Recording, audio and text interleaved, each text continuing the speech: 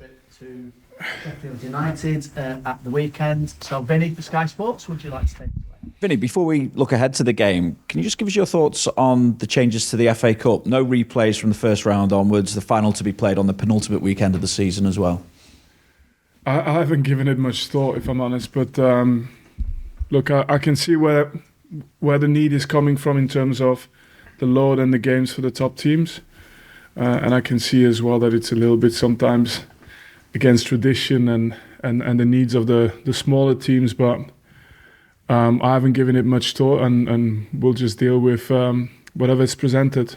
How much thought can you give to planning for the future at the moment? We spoke to Charlie earlier. Obviously, he's out of contract in the summer. There's a few others like Sir J-Rod, Josh Brownhill, Goodmanson. I think you've got an option of a further year on him, but Jack Cork as well. So has there been any decisions, or is there anything happening as regards talks with those players? Yeah, Josh Brownhill's not out of contract. So that one doesn't need to have too much thought. And I mean, you know, all these things, I think we're all professionals. We know at this moment in time we have to focus on the next games, and what we do in the next games can impact all of our careers still. So I think everybody's been really professional in focusing on just that. We've never had any doubts or questions about performance, and yeah, with some players we've had conversations already, but the main thing is that we're fully locked into the games we have to play at the moment. And I suppose you see that in the performance that you've had. You lost just one of the last six, of course, the draws at Chelsea, West Ham, the victory over Brentford, the draw against Wolves as well. What do you feel you've shown in that time as a group? Progress, and but the truth is, for as much as we've been in games for a long time now this season, it was a concern at the start of the season where for the first 10, 12 games it was too often that teams could really pull away from us, and we had to change a few things, adapted a few things, and then from that moment onwards we've been nearly in every game. We had a couple of off days, but that happens to every team. It looks like we were closer to results recently though. But it's still, for us, it's still the same thing of rewarding our performances. They've been good, but we could have had a lot more points. In particular, I suppose, if you look at the last two games and the goals conceded, that I'd imagine there's a frustration that you haven't taken more points from those games against Brighton, against Everton as well. Yeah, but the frustration subsidises for something that gives you energy as well. So, of course, on the day it's annoying. It's a tough one to take because, you know, a lot of good work kind of disappears in a moment. But then at the same time, you know, we've shown so many positive things, and you know, we've come a long way to be that team. So a result is never far away if you can focus on what's ahead. Obviously, it's disappointing for Arrow in particular, particularly after his performance, looking back at the Brentford game, for instance. But at the same time, what position does it put you in now, Vinny? Do you have a big decision to make as regards bringing James Trafford back, given the mistakes that Arrow's made in the last couple of weeks? No, it's not a difficult position at all. I've had this type of season with my players where I've had to back them, because otherwise you end up with, you know, no players left on the pitch, and you have to back them, and you have to support them, because, you know, it's not an issue of talent. A lot of the players that we have shown in moments that they're really good players, but the consistency of it is something that you can't force that. It comes with time, and so the same with Arrow, the same with Traffs, the same with so many players in our team. It's the nature of the season we're in. We can either give up, or you support them and you back them, and you get the rewards at some point for it, and that's what we've done this season with many players. I know you don't usually give selection away, but does that mean that Arrow continues in goal this weekend? There are a lot of managers who do that. Well, obviously I've got to ask the obvious question there. Yeah, so I've got to answer the obvious answer then. Which is? No, I mean, in this case it's an easy one. It's the last thing I need is any discussion about this. We've supported Traffs when he made mistakes, and Arrow's the same. So who plays doesn't really matter that much, but I can understand in that position that clarity can help at times. Obviously, the challenge, I'd imagine, is to, at the very least, take the battle to stay in the division down to the last game of the season. How difficult a task is that when after this game against Sheffield United, you've got Manchester United, Newcastle and Spurs to come before that final game against Forest? Yeah, but I don't think we need to focus too much on the size of the opponent we're playing against. That's not necessarily been the issue. Of course, you've got the usual suspect at the top of the league, if you play Arsenal, City, Liverpool in the last 4 games, yes, of course, but in all the other games, that's not really been the games. We've been to Spurs in the cup. It was a good game. We've played United this year. It was a good game. We've been to St James's Park. It was a good game. So, of course, you need to win them, which is a big difference, and that's not easy. But for us to start looking at these games as anything different, I think focus on Sheffield now, and then we'll build up our confidence towards each game we play, no matter who it is. The obvious question with regard to Sheffield United then is it a must-win? It's been a must-win for a while for us now, but I guess you get down to the wire, and we're not the only team in the league with must-win games, and it's a must-win for both teams, of course. How different are they to the team that you beat 5-0 earlier this season? I don't know. I just hope we've improved again. I just hope that on the day they've had a change of manager, of course, and so there are differences there. But at the same time we talk about must win, but from our side, I don't think we have anything to lose. We've been written off about 15 games ago, so we're still there, we're still fighting. We've just got to show the same energy as in the last games. Football's not always just being a better team, it's just that ball landing inside the post or outside the post at times, and so you've got to force your own luck, and for that you have to have a certain amount of belief. For us, we know we should have just no fear and just attack the game and try our best, and on the day, hopefully the luck will be a little bit more on our side. One final thing from me, Vinny, just to sidetrack you again, just wonder what you make of the fact that not one English side has made the semi-finals of the Champions League, and obviously I take it you probably saw how Man City went. But you don't help yourself, because you give me already the inclination that you're sidetracking this, and I'm fully locked into Sheffield United. So I'll worry about the Champions League when it's my time to worry about the Champions League. Right now, just Sheffield. Good luck. Thank you. Ian, PLP. Thank you. Hi, Vinny. You said a moment ago about the performances obviously being consistent throughout the season, but in recent weeks it's been the results that you've managed to get. Has there been a particular aspect that you think has meant that you've managed to get those results now, and the performances have led to the points? No, I mean, the biggest thing for us is that we're still nowhere near getting the results that we think we could get.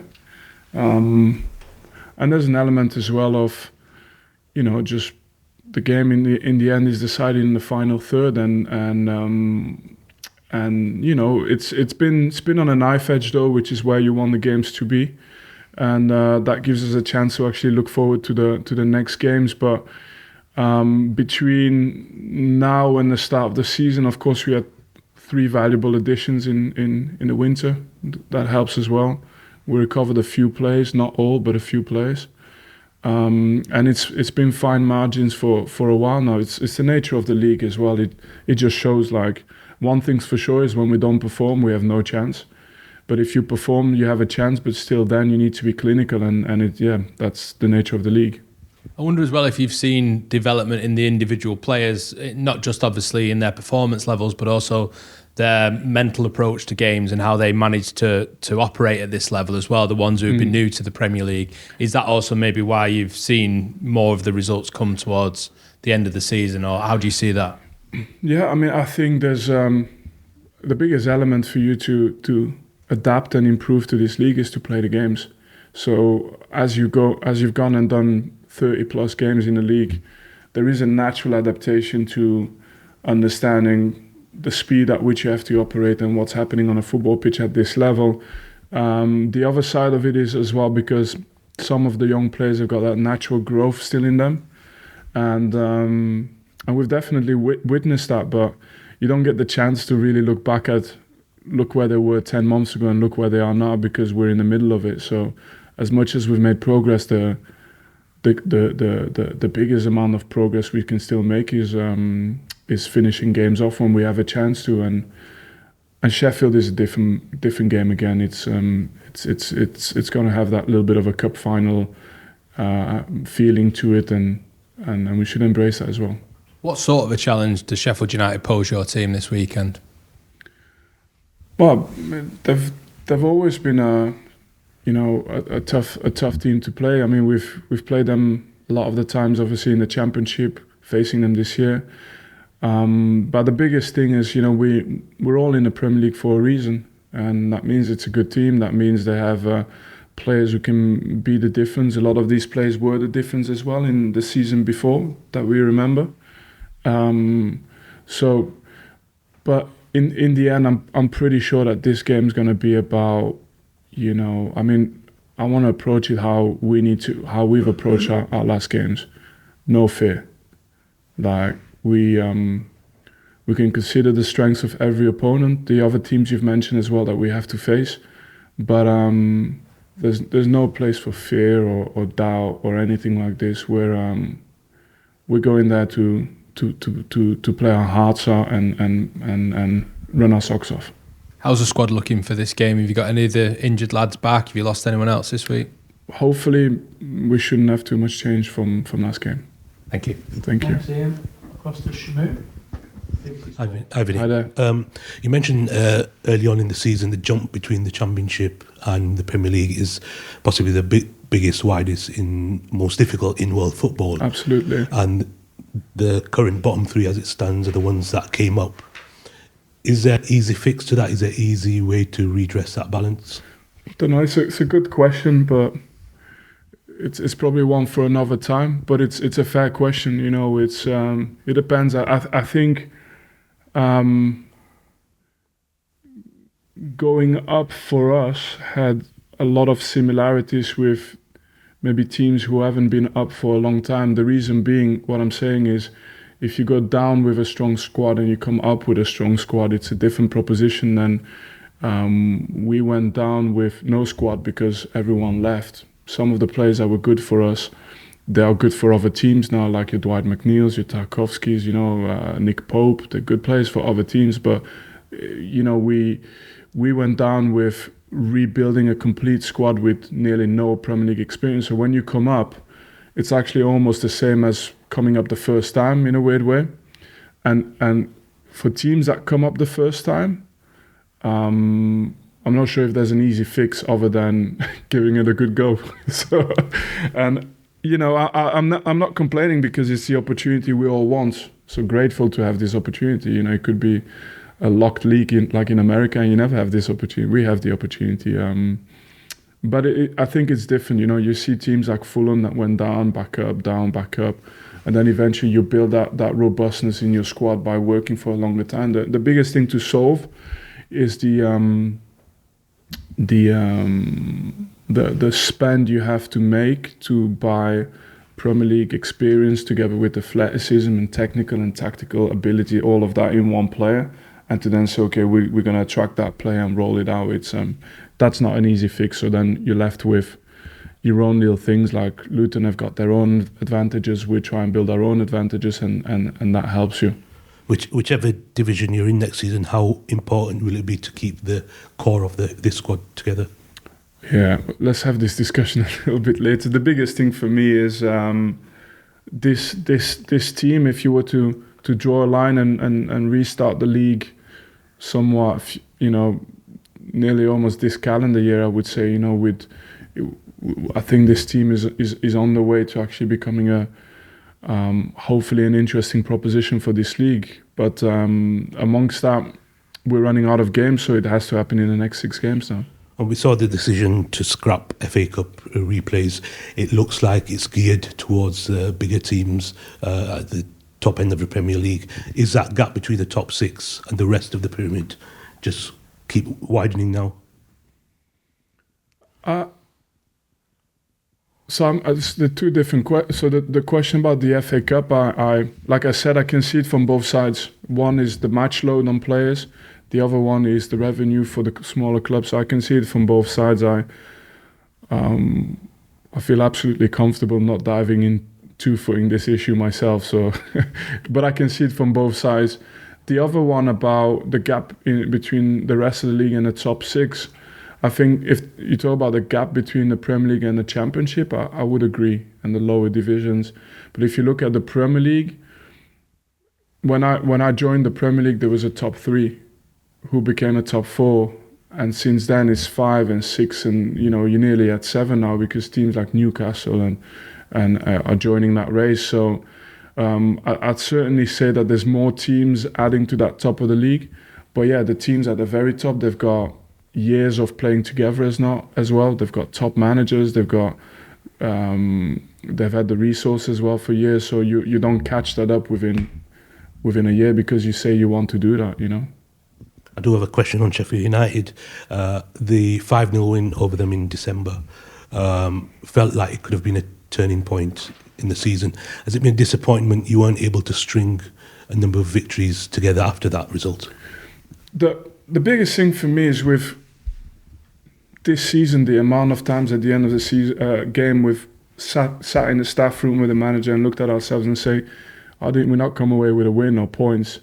That's been the season for us. And you can pin it down to some key moments in each game, but it's not like the Sheffield United game wasn't a turning point for us. We had a lot of positive performances since, but that result side of things is what we're still chasing. And so, look, we can look back as much as we want, but it's about the 5 games that are ahead in front of us. And I'll take any next game as a potential turning point. I have no issues looking at it that way. Yeah, and finally, just a win puts you 3 points within safety. So has that message been just to keep going, keep your heads up? Yeah, but they're all hypotheticals, right? I mean, it takes into account the fact that the other teams must be losing points. I know there's Forest against Everton, but it takes into account that all of them lose points the way we want it. It takes into account as well the fact that I can pretty much imagine that Sheffield are saying the same thing because they still have a game in hand. So I think we're all putting forward every argument to get the team going for the game. For us, it's not been too difficult to get the team motivated. And like I said, we have a no fear approach. So whatever the game brings, we're up for it, and we'll be up for it until the end of the season. Thanks, Muric. I'm going to pass the parcel back down when you usually stop somebody at Lancashire. Thank you. As far as the situation for both teams is concerned, because obviously you're in a very similar situation as you've touched on, league table wise, what does that mean for the game? You've already kind of said, they've been must-wins for some time. How do you stop it becoming nervous and tight and difficult compared to open and both teams going for it because you need to win? I think this game could be either the game of fear or it could be the game of no fear. From our side, our approach is no fear. We go for it, and we've had good performances this season, bad performances this season, but our goal is to take the game how we think the game should be approached. It's a privilege for us to be in this league, to be able to showcase also the good things of our team at this level.